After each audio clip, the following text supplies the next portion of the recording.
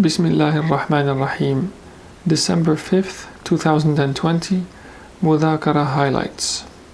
There is a female disciple who had an awakened vision during her istighfar as she was seeking divine forgiveness, and she sees the two Arabic letters Kaf and Nun, which spell kun, that is to say be, and she asks the Shaykh if she can turn the kun into a wird, into her part of her daily litany or recitation.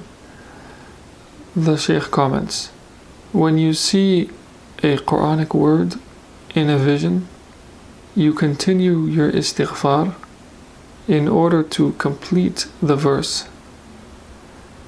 You continue to practice the formula of invocation that was given to you, and you hope to see the second word, which is fayakun. So you've seen kun, and now keep going into istighfar to see fayakun. And pray that God inscribes the entirety of the Quran upon the tablet of your heart. If you were to take the word kun as your litany, as your wird, you would be making a spiritual mistake. You would be like someone who's on a journey, who uses a lamp to shine their way. The lamp in this case is your istighfar. But then you throw it away and you replace it with a thorn when you see a thorn on the road. Then you see a snake, and so you throw the thorn away and you pick up the snake. And so on. You have to stick to the lamp, to the source of light, which is the invocation that you were given by your Shaykh. Deep down, you request to have the word kun become part of your litany because you crave spiritual authority. The problem with the murids is that they behave like kindergartners, but worse, because in kindergarten the blackboards are white, but here your boards are black. They're pitch dark. I give you little pencils to color with, crayons, and so you become really proud of what you color. The murids who have visions of oceans and grand scenes and such things, they're like kindergartners who are coloring in a little classroom. Then when the teacher comes around and speaks to them and says, what are you coloring and what do you want to be when you grow up?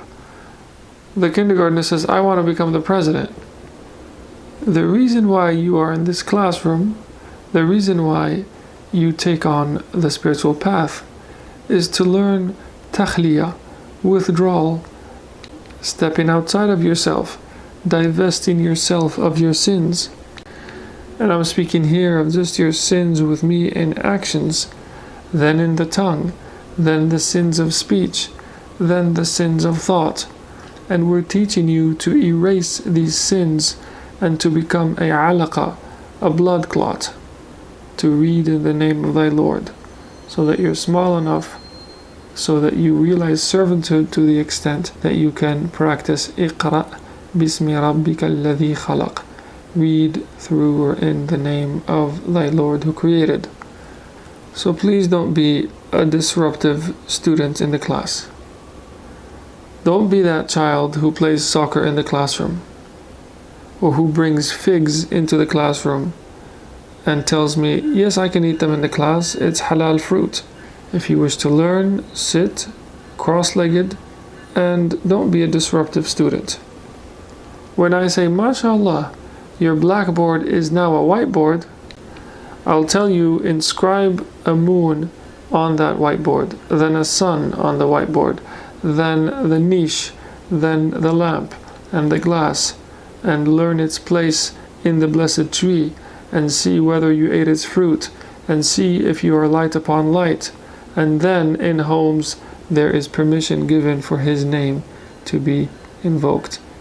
Allahumma salli ala Sayyidina Muhammad wa ala ali Sayyidina Muhammad كما صليت على سيدنا إبراهيم وعلى آل سيدنا إبراهيم وبارك على سيدنا محمد وعلى آل سيدنا محمد كما باركت على سيدنا إبراهيم وعلى آل سيدنا إبراهيم في العالمين إنك حميد مجيد.